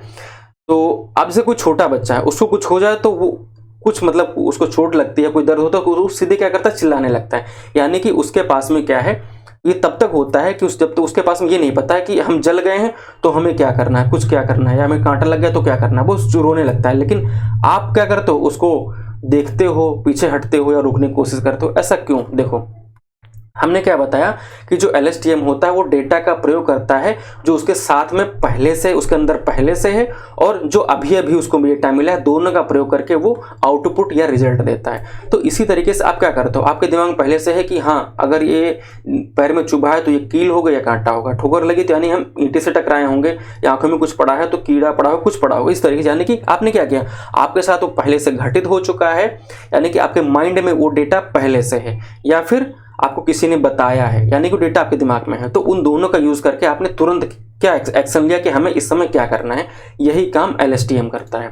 तो LSTM में हम क्या करेंगे, आउटपुट देंगे, इनपुट देंगे। तो हमने इनपुट दे दिया, ठीक है, फिर वो क्या करेगा, जो इनपुट अभी लिया है वो क्या उठाएगा, और जो पहले से जो डेटा पड़ा हुआ प्राकृतिक भाषा में उसको लेगा, और दोनों को मिक्स करके आपको क्या करेगा, आउटपुट देगा कि हाँ, ये इस समय ऐसा हो सकता है, आपको ऐसा करना चाहिए। ये चीज़ें समझ में आ गई। अब मैं आपको इस स्ट्रक्चर पे LSTM बता रहा हूँ क्या है। देखो, फाइनेंशियल न्यूज़ है, जैसे कि शेयर मार्केट होता है। शेयर मार्केट आगे जाएगा, ऊपर जाएगा, नीचे जाएगा, कुछ भी करेगा तो क्या करेगा। तो यहाँ पर एक होता है डेटाबेस, ठीक है, ये क्या करेगा, जो बहुत पहले कुछ हुआ था शेयर मार्केट में, क्यों घटा था, क्यों बढ़ा था, इंटरनेशनल लेवल पे, नेशनल लेवल पे कुछ मतलब घटनाएं घटी थी, कोई वार हुआ था या कहीं के राष्ट्रपति बदले थे, ठीक है, कोई मंदी आई थी या कोई महामारी आई थी, उसकी वजह से डेटा पूरा उठाएगा वो, ठीक है, और फिर क्या करेगा, उसको एनालाइज, डेटाबेस से उठाएगा और एनालाइज करेगा इस तरीके से, ठीक है। और ये काम कौन करेगा, LSTM मॉडल जो है। फिर क्या बताएगा, ये स्टॉक जो मूवमेंट प्रेडिक्शन करेगा कि आपका जो स्टॉक मार्केट है उसका मूवमेंट कैसा होगा, अप रहेगा, डाउन रहेगा, या फिर मॉडरेट रहेगा। तो ये चीज़ें आप समझ सकते हो। और ये क्या है, जो शेयर मार्केट यूज़ करते हो, ये आप देख पा रहे हो, ये कैंडल है, अप डाउन को दर्शाते हैं ग्राफ पे, ठीक है। तो आप समझ गए होंगे LSTM क्या है। तो ये देखिए, हमने यहाँ पे स्क्रीनशॉट लगा रखा है जो मास्टर की है उसका। तो उन्होंने ही क्या बताया है कि LSTM यानी कि long short term memory network. तो उम्मीद है आपको LSTM समझ में आ गया होगा। बाकी जो कुछ पार्ट इसका रहता जा रहा है वो हम आगे आपको समझाते जाएंगे। तो पहला क्वेश्चन हो गया, हम लोग थे कहाँ पर, 7 नंबर क्वेश्चन पे, ठीक है। तो मशीन लर्निंग मॉडल के बारे में बात की जा रही है तो आप समझ गए, ठीक है। अब मशीन लर्निंग मॉडल जो होता है सिर्फ एक ही का ही काम नहीं करते, अलग अलग मॉडल बनाते हैं और उससे हम अलग अलग काम लेते हैं। अब क्वेश्चन आपसे क्या पूछा गया था कि मशीन लर्निंग मॉडल विकसित करने के लिए किस ढांचे या फिर फ्रेमवर्क का व्यापक रूप से अच्छे से उपयोग किया जाता है। तो यहाँ पर आपका जो उपयोग किया जाता है, तो विकल्प डी आप यहाँ पर देख पा रहे होंगे, वो लिखा हुआ है आपका क्या, टेंसरफ्लो, ठीक है। तो विकल्प डी आपका सही उत्तर हो जाता है। अब टेंसरफ्लो काम क्या करता है, ये क्या करता है, इमेज रिकग्निशन, ठीक है। जैसे कि मान लेते हैं कि वो इमेज पहले से उसमें स्टोर है, वो क्या करेगा, उसको रिकग्नाइज करेगा, पहचानेगा। आवाज़ किसकी, उसको रिकग्नाइज करेगा। जैसे वीडियो को डिटेक्ट किया कि हाँ ये वीडियो में किस व्यक्ति का जो है वो फेस है या कैसा है, यहाँ पर क्या हो रहा है। टेक्स्ट बेस मतलब जो भी अच्छा लेटर लिखे होंगे, ठीक है, वहाँ से डेटा। तो ये काम किसका होता है, एक एप्लीकेशंस होते हैं, उसके यूज़ होते हैं किसके, अनुप्रयोग टेंसरफ्लो के। अब यहाँ पर देख लेते हैं जो टेंसरफ्लो, तो आपने मशीन लर्निंग समझ लिया। अब इसका उपयोग कहाँ किसके लिए उपयोग होता है, तो यहाँ पर देख लिया टेंसरफ्लो मशीन लर्निंग और आर्टिफिशियल इंटेलिजेंस के लिए प्रयोग होता है, ठीक है। ये क्वेश्चन यहाँ से बन सकता था पहला। हो सकता है अगली बार आपसे पूछे कि टेंसरफ्लो जो है वो किस प्रकार का फ्रेमवर्क है, तो आपको ध्यान रखना, ढांचा है तो आपको ध्यान रखना है कि ओपन सोर्स है, यानी कि OS है। यहाँ पर OS मतलब ऑपरेटिंग सिस्टम नहीं, यहाँ पर ओपन सोर्स बता रहे हैं, ठीक है। ये हो गया। अब हो सकता है अगली बार आपसे पूछे कि किसके द्वारा विकसित किया गया था, तो ये जो गूगल ब्रेन है, ठीक है, इसके द्वारा विकसित किया गया था काफ़ी पहले। और इसका प्रयोग कहाँ किया जाता है, तो लर्निंग मॉडल जो होते हैं, विशेष रूप से आपके जो सिलेबस में भी है वो क्या है, डीप लर्निंग मॉडल, उनको डेवलप करने में, यानी सुविधा के लिए क्या कर, इनको डिज़ाइन किया गया था, ठीक है, जिससे आसानी से क्या कर सके, जो हमने जो मॉडल विकसित किया उनको अच्छे से प्रशिक्षित, यानी कि इनको ट्रेनिंग करवा सकें और अच्छे से उनसे काम ले सकें। तो टेंसरफ्लो आपको समझ में आ गया होगा। बाकी ये लाइन आप यहाँ से पढ़ सकते हैं, मशीन लर्निंग, डीप लर्निंग, ये 4-5 और स्टैटिक्स या भविष्य कहे जाने वाले विश्लेषण कार्यभार पर चलने के लिए विकसित किया गया। चाहे जिसको रोक करके आप नोट कर लें या स्क्रीनशॉट ले लें। तो टेंसरफ्लो आपको समझ में आ गया। प्रश्न संख्या 8 में क्या दिया गया है कि निम्नलिखित में से कौन सा असंरचित डेटा का उदाहरण नहीं है। देखिए क्वेश्चन एकदम नहीं है करके क्वेश्चन पूछे जा रहे हैं, जिससे कि लोग कंफ्यूज हो। अब यहाँ पे लिखे असंरचित, तो असंरचित का मतलब होता है अनस्ट्रक्चर्ड, यानी कि स्ट्रक्चर्ड क्या हो जाएगा, हम लिखें 1 2 3 4 5, ए से लेकर के यहाँ पर BCD करके लिखते जाए और Z तक लिखते हैं। तो ये क्या हो गया, ये आपका स्ट्रक्चर्ड डेटा। अनस्ट्रक्चर्ड मतलब ऐसे क्या कर लें, तो यहाँ पर क्या लें, पहले लिखते हैं 3 5, ठीक है, यहाँ पर लिखते हैं 1, फिर लिखते हैं Z, फिर लिखते हैं Y, ठीक है, इस तरीके से 2। ये क्या हो गया, ये क्या है, अनस्ट्रक्चर्ड है। यहाँ पर लिखा है कि कौन सा अनस्ट्रक्चर्ड डेटा नहीं है, एकदम थोड़ा सा शब्दों का जो खेल है वो यहाँ पर खेला है, ठीक है, यानी कि कौन सा डेटा यहाँ पर अनस्ट्रक्चर्ड नहीं है। तो आप सोशल मीडिया में देखिएगा, सोशल मीडिया में क्या डेटा कैसा रहता है, अनस्ट्रक्चर्ड है, तो हाँ है। जैसे कि सोशल मीडिया में कोई पोस्ट आती है तो ये डिसाइड करके थोड़ी आती है कि पहले ये आएगी, पहले आएगी, कोई भी कभी कभी आ सकती है, तो ये ऑप्शन आपका नहीं होगा। सेंसर रीडिंग, आप किसी चीज़ को मान लेते हैं कि सेंस करके उसकी रीडिंग बतानी है किसी चीज़ को, तो वो थोड़ी ना करेगा, सीक्वेंस में नहीं करेगा, मतलब जो उसके सामने आएगा तुरंत उसको रीड करेगा, चाहे अप वाला हो चाहे डाउन वाला हो, कुछ भी हो, ठीक है, वो ऐसे रीड करते जाएंगे। अब यहाँ पर जो ईमेल होते हैं आपके जो अकाउंट में, तो बी वाला भी कैंसिल होगा। अब आते हैं ईमेल पे, तो ईमेल में अगर आप देखें तो ईमेल में डिसाइड थोड़ी ना होता है कि आपको कोई पहले ईमेल इस तरीके के भेजेगा, फिर वो भेजेंगे। कोई भी ईमेल कभी भी किसी टाइम पर आपके इनबॉक्स में आ सकती है। तो ये क्या हो गया, ये भी आपका क्या है, अनस्ट्रक्चर्ड नहीं है। फिर यहाँ पर देखते हैं स्प्रेडशीट टेबल, तो स्प्रेडशीट जो टेबल है ये आपका सही उत्तर हो जाएगा, यानी कि विकल्प सी आपका सही उत्तर होगा। अब देख लेते हैं कि स्प्रेडशीट टेबल है क्या। स्प्रेडशीट टेबल आपको ध्यान रखना है, जो आपको एग्जाम में शब्द हो सकता सीधे है, वो है आपका एक डिजिटल टूल है, ठीक है। टूल कैसा है, डिजिटल टूल है। आपको ध्यान होगा कि इससे पहले क्या होता था, रजिस्टर्ड यूज होते हैं, जिनमें क्या करता थे, ऐसे लिखा रहता था कि हाँ ये यहाँ पर आज की डेट है, ये सामान यहाँ पे आया, इतना गया और हमें इतना करना, तो ऐसे लिखते जाते थे। यानी कि हम यहाँ पर क्या करें, डेटा को मतलब क्या कहते हैं, स्ट्रक्चर्ड वे में लिख रहे हैं, यानी कि एक सटीक संरचना उसको दे रहे हैं, जिससे कि आसानी से तुरंत सटीक चीज़ों पे पहुंचा जा सके कि हाँ इस तारीख में फलां डेटा या फलां प्रोडक्ट हमारी दुकान से कितना गया, कितना खरीदा गया। अब इसको क्या कर दिया गया, इसी पेज को उठा करके डिजिटल कर दिया गया। तो ये क्या हो गया, एक डिजिटल टूल हो गया। ठीक है, ये सब ध्यान रखना है। जहाँ पर डेटा कैसा होगा, टेबल के फॉर्म में होगा, जिसको क्या करेंगे, ऑर्गेनाइज, एनालाइज और स्टोर करने के लिए किया गया। अगला क्वेश्चन बन सकता है कि आपको स्प्रेडशीट समझ में आ गया, जहां पर आपके क्या होते हैं, रो और कॉलम्स होते हैं, और सेल क्या होती है, रो क्या होते हैं, कॉलम क्या होते हैं, ये हम आपको इससे पहले वाली क्लास में बता चुके हैं, स्प्रेडशीट जो आई थी।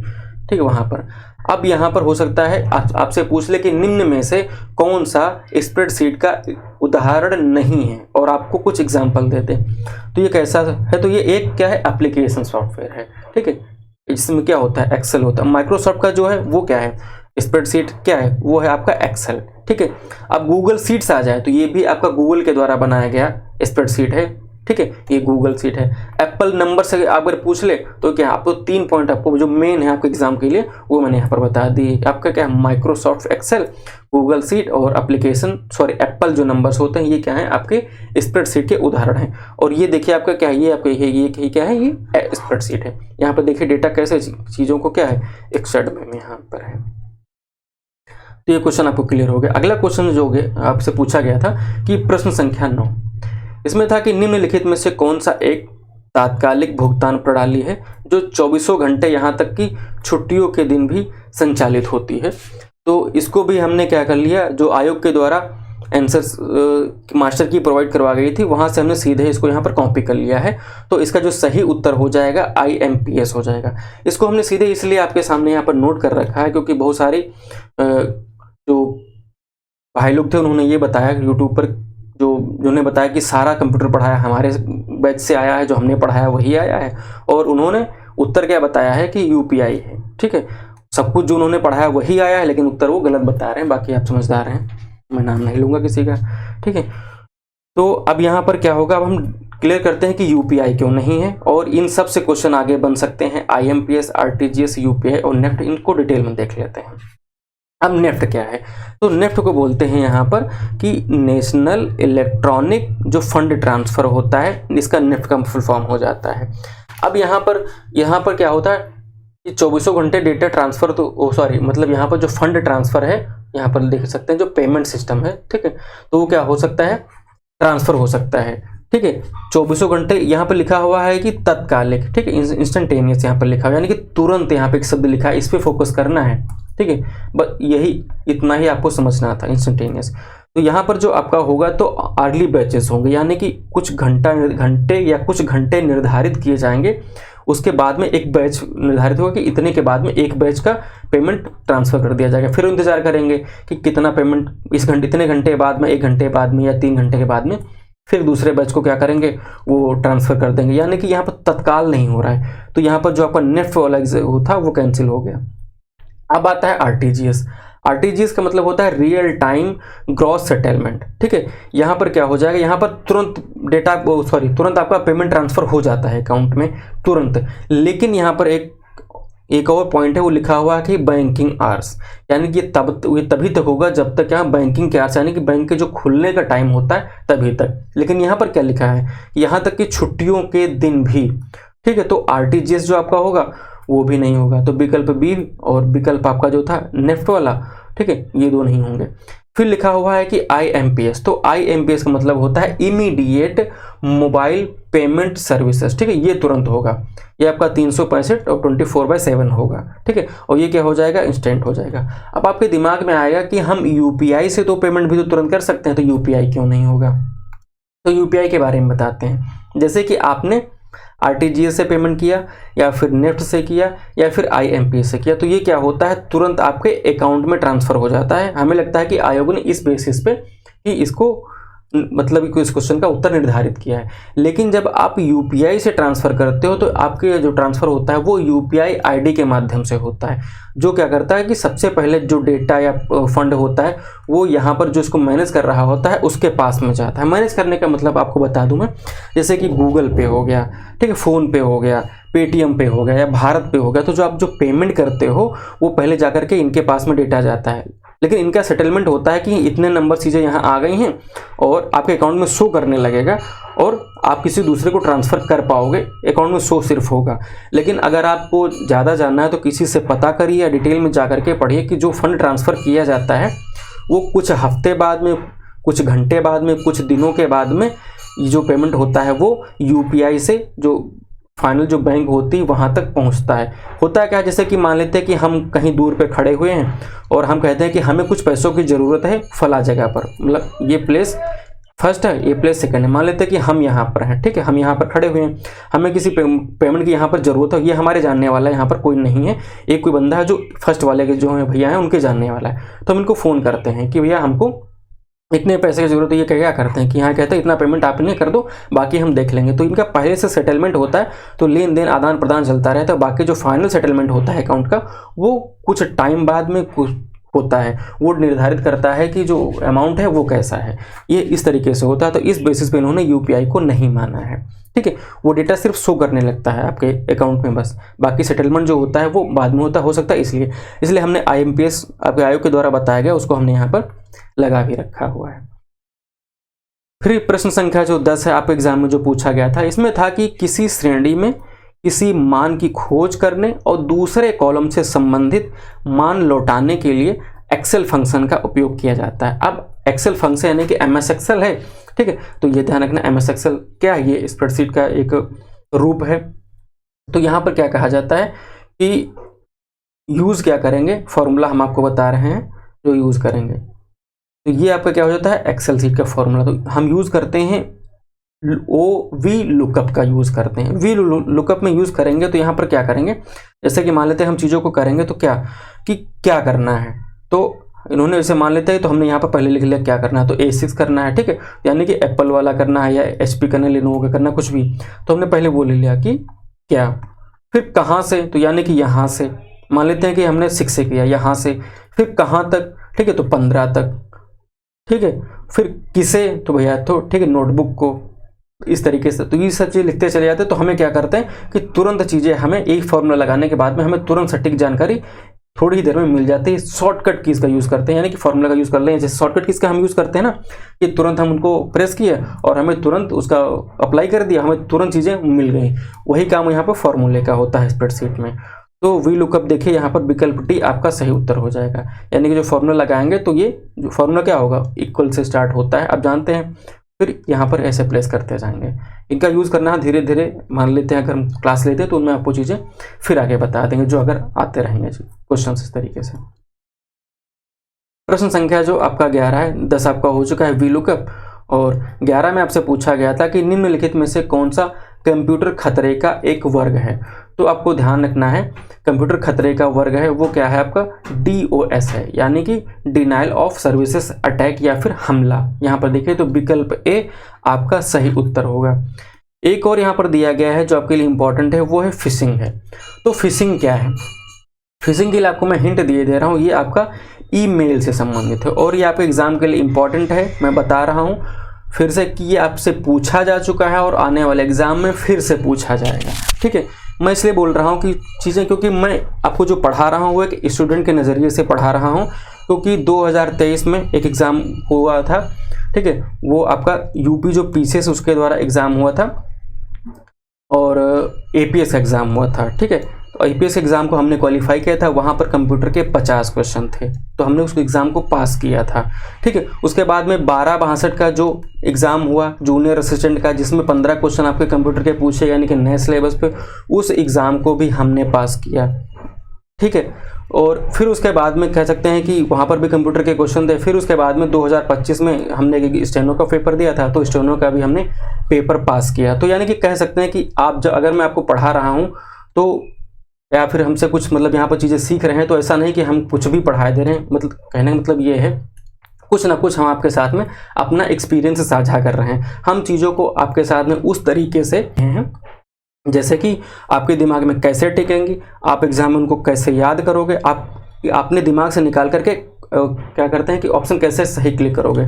अब है क्या, देखिए कि क्वेश्चन आपने देखा कि बड़े बड़े क्वेश्चन आ रहे हैं, बड़े बड़े उदाहरण आ रहे हैं, उनके स्टेटमेंट आ रहे हैं, तो उनको कैसे डील करोगे, तो इसलिए हम क्या करें तोड़ तोड़ करके बता रहे हैं। बाकी हम टिक करना हो तो इससे पहले ही टिक हो चुका होगा, बहुत जगहों पर आप जा करके देख भी चुके होंगे, देख सकते हैं। हमारा फोकस ये है कि ये क्वेश्चन तो आप मार्केट में अवेलेबल हैं, आप आसानी से कर लोगे, लेकिन इनसे संबंधित आपके दिमाग में मैं क्या डेटा टिका दूं, आप उसको कैसे याद कर लें, क्वेश्चन को पढ़ने के आपके हैबिट कैसे चेंज हो, इस तरीकों पे मैं फोकस करता हूं। मतलब जो मैं सीखा हूं, जिस हिसाब से मैं पेपर पास करता जा रहा हूं लगातार, तो उसी हिसाब से आपके साथ में साझा करने की कोशिश करता हूं। बाकी आपके जो विचार हैं, आपके जो भी थॉट्स हैं, या फिर जो भी कुछ कहना चाह रहे हैं, आप कमेंट बॉक्स में दीजिएगा, सलाह सजेशन जो भी कुछ है उनका स्वागत है। तो DOS जो आपका था वो क्लियर हो गया। अब DOS क्या होता है वो देखते हैं। तो DOS का मतलब होता है कि आपका डिनाइल ऑफ सर्विस अटैक होता है। एक होता है DDoS, इसका मतलब क्या होता है ये भी देख लेते हैं।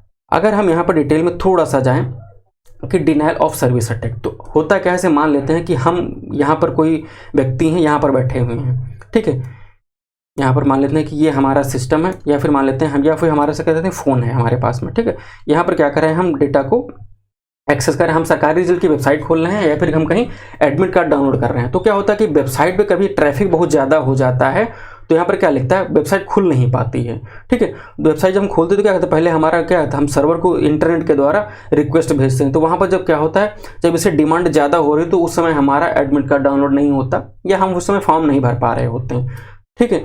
तो यही क्या करते हैं, जो अटैकर्स होते हैं वो क्या करते हैं, अपने सिस्टम से बहुत सारी रिक्वेस्ट यहाँ पर बार बार रिक्वेस्ट सर्वर को भेजने लगते हैं। जैसे कि सर्वर क्या होता है, सर्वर पर एक्स्ट्रा लोड पड़ता है, तो क्या करता है कि जो सर्विसेज को क्या होता है, डिनाई करने लगता है। तो ये होता है एक प्रकार का हमला, यानी कि डिनाइल ऑफ सर्विस अटैक, यानी कि जो सेवा है उसको डिनाई करने लगता है, ठीक है। इस तरीके से अटैक किया जाता है, यानी कि ट्रैफिक को बढ़ा दिया जाता है, तो वो हो जाता है आपका डिनाइल ऑफ सर्विस अटैक। अब देख लेते हैं कि DDoS क्या होता है, यानी कि distributed denial of service attack. ये भी इसी तरीके से होता है। ये आपसे पूछो तो क्या होता है, एक प्रकार का मालवेयर होता है, या फिर बोट्स के माध्यम से, ठीक है, इस तरीके से छोटे छोटे मतलब प्रोग्राम्स के माध्यम से इनको क्या किया जाता है, बाधित किया जाता है, जो आपके जो सर्वर्स होते हैं उन्हें। अब यहाँ पर डिस्ट्रीब्यूटेड क्या होता है, डिस्ट्रीब्यूटेड का मतलब होता है कि बांट देना, अलग अलग कर देना। अब देखो यहाँ पर एक सिस्टम से हमला हो रहा था एक सर्वर पर, यहाँ पर क्या हो रहा है, अलग अलग सर्वर से हमला हो रहा है, यानी कि दूसरा डी जो होगा वो क्या हो जाएगा, डिस्ट्रीब्यूटर, यानी कि बंटवारा कर दिया गया, ठीक है। अब वो चीज़ें पता हो गई। अब ये 4 कंप्यूटर से, 4 मतलब सिस्टम से हमला किया जा रहा है सर्वर पर, ठीक है। अब ये सर्वर पहचान ही नहीं पा रहा है कि हमको मतलब हमारे पे जो है अटैक कहाँ से किया जा रहा है, और हम उसको कैसे बाधित करें या फिर उससे कैसे बचें। तो ये डिस्ट्रीब्यूटेड डिनाइल सर्विसेज हो जाता है। अब आपसे एग्जाम में हो सकता है पूछे कि इनका जो है वो क्या बोलते हैं, डिफरेंस में क्या क्या होता है। तो यहाँ पर देखो, यहाँ पर क्या होगा, सिंगल सोर्स से होगा, मतलब एक जगह से आएगा अटैक। यहाँ पर क्या होगा, मल्टीपल कई सारे जगहों से यहाँ पर अटैक किया जाएगा बॉटनेट के माध्यम से। और ये क्या करते हैं, बार बार अटैक ऐसा करते हैं कि ट्रैफिक क्रिएट कर देते हैं। वहाँ पर ये नहीं पता चलता कि यहाँ पर सच में मतलब कोई अटैक हुआ, या फिर इतनी सारी रिक्वेस्ट आ रही हैं कि हमको भी एडमिट डाउनलोड करना है, फिर हमको भी फॉर्म भरना, हमको भी करना, या फिर जनरल है। तो इस तरीके से तो ये DOS या फिर DDoS अटैक होता है। अब इसमें क्या होता है, जब एक सिस्टम है तो तुरंत क्या कर लेते हैं, उसे पहचान लेते हैं, लेकिन यहाँ पर पहचानने में और उसको सुरक्षा करने में थोड़ा सा दिक्कत होती है। दूसरा पॉइंट ये हो जाता है। और जो तीसरा पॉइंट ये है, क्या होता है, इसमें जो प्रभाव पड़ता है वो लिमिटेड होता है। देखो एक सिस्टम है, यहाँ पर प्रभाव डाल रहा है तो क्या होगा, लिमिटेड होगा, ठीक है। लेकिन जब कई सारे हो जाएंगे सिस्टम आपके हो जाएंगे, एक ही सर्वर पर जब अटैक करेंगे तो क्या हो जाएगा, वो क्या हो जाएगा, डिस्टर्ब कर देगा, ज़्यादा बाधित करेंगे, ज़्यादा नुकसान पहुँचाएगा। फिर देखते हैं यहाँ पर कि जो प्रश्न संख्या 12 है, तो प्रश्न संख्या 12 में लिखा गया कि पूछा गया था क्वेश्चन कि आपसे कि जो HDFS है, तो HDFS है, इसमें कौन सा घटक जो है डेटा की प्रतिकृति, एक पॉइंट यहाँ पर लिखेगा, मतलब समझिएगा यहाँ पर डेटा प्रतिकृति, यानी कि जो लिखा हुआ है कि डेटा रेप्लिकेशन, यानी कि अपनी कॉपियाँ, एक कॉपियाँ बनाना, डेटा की खुद की कॉपियाँ बनती चली जाएं, ठीक, उसकी बात कही जा रही है। उनका समन्वय करना, ठीक है, उनको समन्वय करना। और दूसरा क्या है, डेटा ब्लॉक की देखरेख करने का काम करता है। तो कौन करता है, जॉब ट्रैकर है, टास्क ट्रैकर है, नेम नोड है, या डेटा नोड है। आप डेटा नोड ट्रैक हो सकता है, डेटा यहाँ पे लिखा तो डेटा मतलब क्लिक करें, लेकिन डेटा यहाँ पर नहीं होगा। उत्तर आपका जो हो जाएगा वो हो जाएगा नेम नोड, विकल्प बता दिया, ठीक है। अब यहाँ पर देखिए लिखा हुआ है HDFS, ठीक है। HDFS के बारे में कुछ इन्फॉर्मेशन हम इससे पहले भी क्लास में दे चुके हैं, उसके आगे की इन्फॉर्मेशन हम आपके साथ यहाँ पे साझा कर रहे हैं। देखो 1262 का हमने आपका पेपर दिया था, वहाँ पर HDFS का शब्द का प्रयोग हुआ, HDFS के बारे में पूछा गया। फिर आपसे 15 दिसंबर 2024 से कोई आपके एक एग्ज़ाम होता है, उसका नाम था एक्सरे टेक्नीशियन करके कुछ था पेपर, वहाँ पर भी आपसे HDFS के बारे में पूछा जाता है। अब 5 जनवरी 2025 को पेपर होता है, वहाँ पर भी HDFS के बारे में क्वेश्चन पूछा गया है। अब देखिए आपके सामने है, यानी कि आप कह सकते हैं कि ये आपके एग्जाम के लिए कितना इंपॉर्टेंट है और आपका पीछा छोड़ने वाला नहीं है, ठीक है। और बहुत आसान भाषा में हम धीरे धीरे समझा कर आपके दिमाग में सेट कर देंगे। एक साथ बताएंगे, अगर हम 5 घंटे क्लास 4 घंटे लें तब भी ये हो सकता है ना खत्म हो पाए, इतने इसके पार्ट्स हैं छोटे छोटे जहाँ से क्वेश्चन बन सकते हैं और बनेंगे भी, तो इसलिए हम थोड़ा थोड़ा करके बता रहे हैं आपको। HDFS का फुल फॉर्म पूछा गया था इससे पहले, तो आप जानते हैं कि हडूप डिस्ट्रीब्यूटेड फाइल सिस्टम। अब इसको समझ लीजिएगा कि अब HDFS क्या है। तो HDFS क्या है, एक फाइल सिस्टम है जो क्या कर देता है, जो डेटा होते हैं उनको डिस्ट्रीब्यूटेड कर देता है, इनकी बांट देता है अलग अलग जगहों पर। और ये क्या है, हडूप। तो हडूप का हमने बताया था कि ये लोगो है। अब हडूप क्या करता है, HDFS जो डेटा है वो क्या है, फाइल में सेव है। अब बड़ी बड़ी फाइल हैं तो हम क्या करते हैं, जैसे हमारे पास क्या होता है, डेटा होता है मोबाइल में, हम क्या करते हैं फोल्डर बना लेते हैं कि ये हम यहाँ पर वीडियो यहाँ अलग रख लेते हैं, इमेज यहाँ पर रख लेते हैं, डाउनलोड सिस्टम यहाँ रख लेते हैं, PDF यहाँ पर रख लेते हैं, ठीक है। अब जो डेटा के यहाँ पर क्या पेटाबाइट में है, ठीक है, या फिर इससे भी ज़्यादा है, तो क्या कर लेता है, उनको क्या कौन मैनेज करता है, ये हडूप मैनेज करता है। जैसे कि पहले हम HDFS के बारे में पूरा आपको बता देते हैं। तो HDFS क्या है आपको समझ में आ गया, एक ऐसा सिस्टम है, मॉडल है जो बहुत बड़े लेवल का जो डेटा होता है उसको मैनेज करता है, ठीक है। जैसे कि मान लेते हैं कि आप नेटफ्लिक्स पे मूवी देखते हो, ठीक है। अब जो जितनी नेटफ्लिक्स पे मूवी या वेब सीरीज अपलोड होती जाती हैं वो नेटफ्लिक्स अपने घर में अपलोड नहीं करता। उसने क्या कर रखा है, उसने जो डेटा जो मैनेज करते हैं उनसे मतलब अपना क्या अनुबंध कर रखा है, ठीक है, उनसे कांटेक्ट कर रखा है। तो वो पैसा लेते हैं और डेटा का वो मैनेज करते हैं। जैसे कि मान लेते हैं कि राजा मौली ने बाहुबली मूवी बनाई। अब वो बाहुबली जो मूवी उन्होंने बनाई तो वो ना नेटफ्लिक्स के पास में रखी हुई है जेब में, और ना ही वो राजा मौली अपनी जेब में लेकर के चल रहे हैं, वो कहीं और सेव है, ठीक है। अब जिस यूज़र को नेटफ्लिक्स यूज़ करता है, सब्सक्रिप्शन देता है, तो वो क्या करता है, उतने यूज़र रिक्वेस्ट करते हैं, वो चाहे 1 हो, चाहे 50 हो, चाहे वो 1 मिलियन हो, रिक्वेस्ट करते हैं और वो एक्सेस करके क्या करते हैं, डेटा को यूज़ करते हैं, यानी कि उस मूवी को देखते रहते हैं। तो ये जितनी सारी मूवीज़ वगैरह या और अदर डेटा, एप्लीकेशन का डेटा, जैसे एप्लीकेशन पे आप किसी जा करके क्लास करते हो तो वो क्लासेस कहाँ अपलोड होती हैं, तो यही इसी टाइप का डेटा होता है, ठीक है। वो क्या होता है, जहाँ पर डेटा आपका स्टोर होता है, लोगों का डेटा स्टोर होता है, तो वही काम ये हडूप भी करता है। तो HDFS आप समझ गए। अब मैंने कहा था कि एक शब्द पे ध्यान देना कि डेटा प्रतिकृति और डेटा ब्लॉक्स की देखरेख करता है। तो मैंने बता दिया कि जो नेम नोड है वो डेटा का जो प्रतिकृति यानी कि उसके जो रेप्लिकेशंस हैं उनकी देखभाल करता है, और उनका क्या करता है, जो कॉपी कर रहे हैं, डेटा की जो कॉपियां बना रहे हैं उनका समन्वय भी करता है। अब देख लेते हैं कि HDFS का क्लाइंट है। तो HDFS क्लाइंट हो गया, मान लेते हैं कि नेटफ्लिक्स इसका क्लाइंट हो गया, हम थोड़ी देर के मान लेते हैं। तो नेटफ्लिक्स क्या करेगा, ये मान लेते हैं कि यह एक कमरा है, ये एक कमरा है जिसमें सामान रखा हुआ है। तो इस कमरे का जो मालिक कौन है, वो HDFS है, ठीक है। और इसमें सामान किसका रखा हुआ है, सामान इसमें नेटफ्लिक्स का रखा हुआ है। आप समझिए थोड़ी देर के, सामान यहाँ पर नेटफ्लिक्स का रखा हुआ है, ठीक है। रख कौन रहा है, HDFS रख रहा है। लेकिन इसमें देखरेख के लिए किसको रखा है, देखरेख के लिए HDFS ने काम के लिए नेम नेट को रखा है। अब जो नेम नोड है उसे पता है कि यहाँ पर जो बाहुबली मूवी है वो कहाँ पर है, ठीक है, और जो क्या बोलते हैं दबंग मूवी है वो कहाँ पर है, या फिर कह सकते हैं जो आपके पुष्पा मूवी है वो कहाँ पर है। ये काम जो है HDFS को खुद नहीं पता है, ये काम नेम नोड को पता है। तो आपको यहाँ पर क्लियर हो गया कि क्या है, डेटा ब्लॉक्स की देखरेख करता है, यानी कि कौन करता है, नेम नोड, हमने बता दिया आपको। फिर यहाँ पर लिखा हुआ है, फिर आपको यहाँ पर ये देखिए, ये येलो कलर आपको दिख रहा है, ये येलो कलर आपको दिख रहा है, ये येलो कलर आपको दिख रहा है ना। इसका मतलब ये हो गया कि ये बाहुबली मूवी, थोड़ी देर हम समझ लेते हैं, बाहुबली मूवी, ये बाहुबली मूवी है, तो ये भी बाहुबली मूवी होगी और ये भी बाहुबली मूवी होगी। इसने क्या कर दिया, ये एक ही मूवी को 3 जगह इसने सेव कर दिया, यानी कि कॉपी बना दी।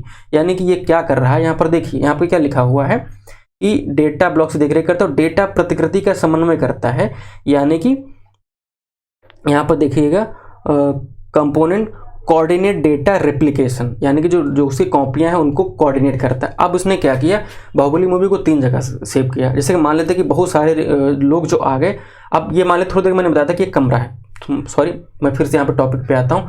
अब कोई बंदा आता है कि हमको ये सामान चाहिए, ठीक है, मान लेते हैं अब हमने नेटफ्लिक्स का मैंने सब्सक्रिप्शन ले रखा है, हमको बाहुबली मूवी देखनी है, ठीक है, हमको देखनी है, तो हम नेटफ्लिक्स को ओपन किया और अभी से मतलब खत्म हो, ये तो मालिक है, ठीक है, तो ये क्या करेगा, हम नेम नोड के पास में जाएंगे, मतलब रिक्वेस्ट चली गई तो नेम नोड क्या करेगा, यहाँ से बाहुबली मूवी उठा करके हमको दे देगा।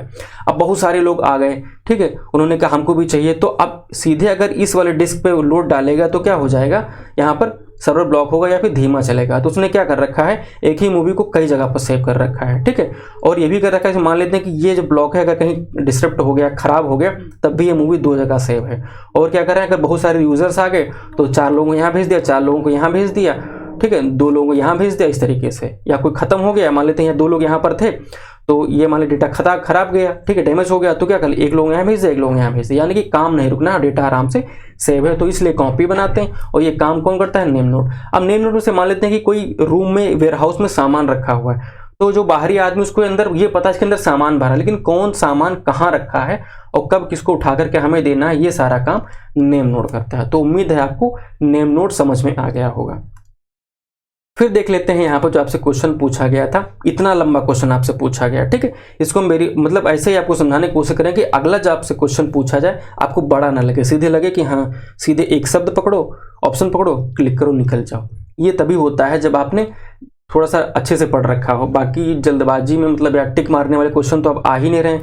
मान लेते हैं कि 15 क्वेश्चन आ गए, उसमें से 3 या 4 क्वेश्चन टिक मारने वाला आ गया, तो आप ये बताइए 4 में से 5 क्वेश्चन निकल लिए तो क्या आप सिलेक्शन तक पहुंचे? नहीं ना, आपको तो सिलेक्शन लेना है। आत्मा की शांति के लिए तो एडमिट कार्ड डाउनलोड करके पेपर तो आपको देना नहीं है, तो इतना पेशेंस आपको रखना पड़ेगा। या फिर यहाँ पर अगर आप साथ में बने हो तो ठीक है, झेल लीजिएगा।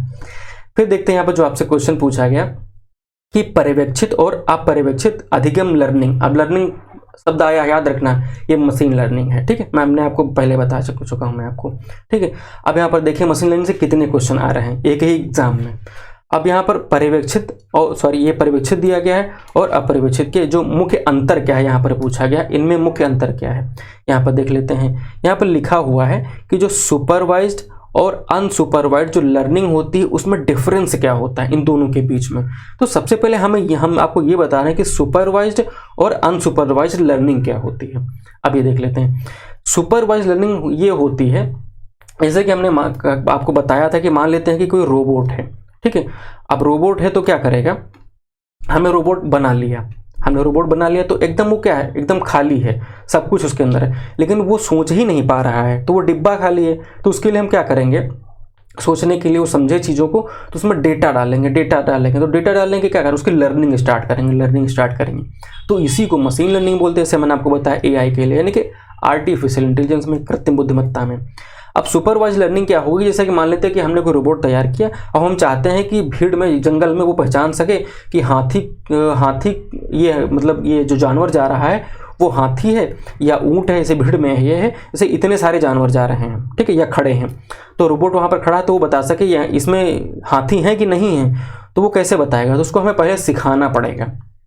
तो हमने क्या बताया कि जिसके सूंड होगी, ठीक है, या इस कलर का होगा या इस कलर का होगा, वो हाथी होगा, ठीक है। ऊंट ऐसे होंगे, कैमल आपके, और काव यानी कि गाय आपकी इस तरीके से दिखेगी। तो ये आपकी उस मशीन के लिए क्या हो जाती है, सुपरवाइज लर्निंग हो जाती है, यानी हम उसको ट्रेंड कर रहे हैं, ट्रेनिंग दे रहे हैं, ठीक है। जैसे कि आप देख रहे होंगे कि आप जो AI यूज़ कर रहे हैं आप आज की डेट में, तो जैसा चल रहा है कल की डेट में इससे बेटर चलेगा, और आपने जो पहले यूज़ किया होगा उससे बेटर आज चल रहा है। यानी कि वो क्या कर रहा है, धीरे धीरे जो AI है, ChatGPT हो गया या Copilot हो गया या OpenAI हो गया, ठीक है, या DeepSeek का भी जो आया, तो ये क्या कर रहे हैं, ये धीरे धीरे लर्न कर रहे हैं, सीख रहे हैं, ठीक है, यानी कि डेटा को अंदर ले रहे हैं। तो ये जो डेटा पहले से दिया जाता है उसके बाद में पहचान कराई जाती है। तो मान लिया कि इस रोबोट को ट्रेन कर दिया गया। अब यहाँ पर उसने देखा कि कौन है, तो उसने बता दिया कि उसने बता दिया कि झुंड में 3 टाइप के जानवर हैं। जब वो पहले सीख लिया, ठीक है, क्या बताएगा, ये हाथी है, ऊंट है, और आपका क्या है यहाँ पर काऊ यानी गाय है आपका। तो ये क्या हो गई, ये हो गई आपकी सुपरवाइज्ड लर्निंग, ठीक है। हमने यहाँ पर इसको लर्न करा दिया। फिर उससे पूछा इस क्वेश्चन का जवाब क्या होगा, ये यानी कि ये जो आपका क्वेश्चन था या जो ऑपरेशन था इसका उत्तर क्या होगा, अगला कैसे होगा, तो उसने बता दिया जो सीखा था उसने ये। ठीक है, आप समझ गए। फिर यहाँ पर देखते हैं कि अनसुपरवाइज लर्निंग क्या होगी। तो अनसुपरवाइज लर्निंग क्या होगी, उसने कभी ना हाथी देखा ना ऊँट देखा, कुछ नहीं है। ठीक है, लेकिन अदर जानवर देख रखे हैं, कुछ भी देख रखा है, हमने उसको ट्रेन नहीं किया। मान लेते हैं रोबोट है, वो है, हमने ट्रेन नहीं किया, सीधे हमने कहा कि ये फैक्ट्री में जाना है, आपको कार मैन्युफैक्चर करनी है या पेंटिंग करनी है, या फिर हमने कह दिया कि भाई ये जानवरों का झुंड, आप बताओ इसमें आइडेंटिफाई करोगे इसमें कौन कौन से जानवर हैं। तो वो अपने आप से जो समझने की बताने की कोशिश करता है, सीखता है और रिजल्ट तक काफ़ी हद तक पहुँच पाता है मुश्किल से। ठीक है, लगता है कि हाँ हाँ बढ़िया कोशिश की है, तो उसको अनसुपरवाइज लर्निंग बोलते हैं।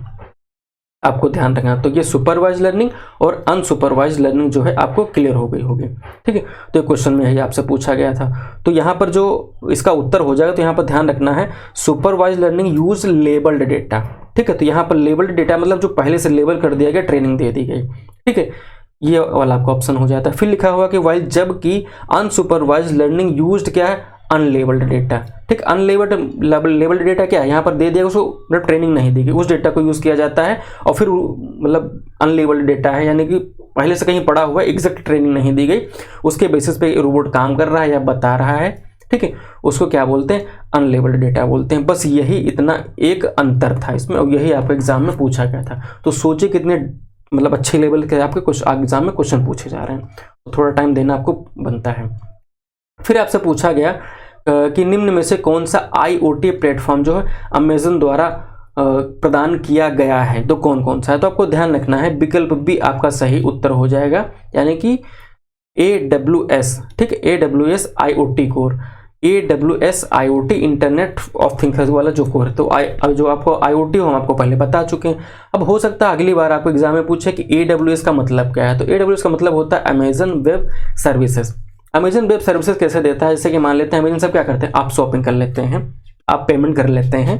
ठीक है, और जैसे मान लेते हैं छोटा सा एग्जांपल जो आपके सामने एलेक्सा वाला है। ठीक है, तो क्या कर लेते हैं, वहाँ पर ही क्या है, घर में अप्लायंसेस की चीज़ों को भी मतलब यूज़ कर लेते हैं। तो ये IoT के उदाहरण हो गए। अब यहाँ पर क्या करता है अमेजन, आपको जो डेटा है उसको स्टोर करने की भी क्या करते हैं, सुविधा प्रदान करता है। तो इसके बारे में हम आगे वाली क्लास में हम आपको बताने वाले हैं। ठीक है, डिटेल में बता देंगे। फिर अगला आपका क्या है कि जो FAT के होता है वो क्या होता है। तो FAT का फुल फॉर्म आपसे पूछा गया था। तो FAT का मतलब ये होता है कि फाइल आपका हो गया, एलोकेशन हो गया और टेबल हो गया। ठीक है, कोई एक फाइल होगी उसको क्या कर लिया, एलोकेट मतलब क्या होता है, उसका निर्धारण कर देना। ठीक है, कि बंटवारा कर देना कि ये जो डेटा था तो A B और C। ठीक है, मान लेते हैं यहाँ पर हमने PDF फाइल रख ली, यहाँ पर हमने वीडियो क्लास को हमने यहाँ पे सेव कर लिया। ठीक है, और यहाँ पर हमने जो फॉर्म भरे थे या एडमिट कार्ड थे उनको हमने यहाँ सेव कर लिया। ठीक है, इस तरीके से तो फाइल एलोकेशन ये टेबल हो जाती है। और ये इसके द्वारा, ये विंडोज़ के द्वारा लाया गया था। और कब लाया गया था ये आपको बताना है। बहुत सारी चीज़ें बाकी की हैं जिन्हें हम आपको आगे आने वाली क्लास में कवर करेंगे। दोस्तों हमारे साथ यहाँ तक बने रहने के लिए आपका बहुत बहुत धन्यवाद। बाकी आपकी जो सलाह है, प्रतिक्रिया है, आप जरूर बताइएगा मुझे। Thank you.